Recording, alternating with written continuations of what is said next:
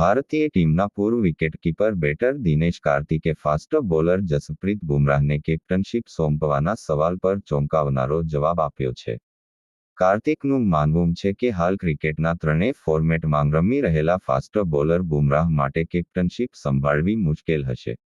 અગાઉ બુમરાહે ટેસ્ટ અને ટી20 ક્રિકેટમાં ભારતીય ટીમની કપ્તાની કરી છે. તેના નેતૃત્વમાં ભારતે આયર્લેન્ડ સામેની શ્રેણી 2-0થી જીતી હતી.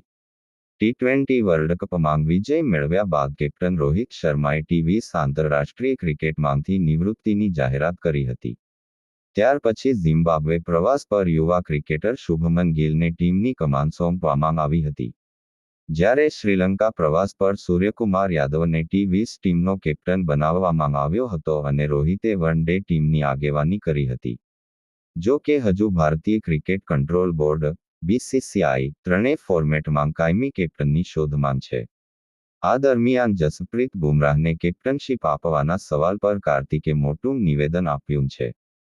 કાર્તિકનું માનવું છે કે બુમરાહ જેવા ફાસ્ટ બોલર માટે તેની ફિટનેસ સૌથી મહત્વપૂર્ણ છે. તેને મહત્વની મેચોમાં રમવાની તક આપવી જોઈએ.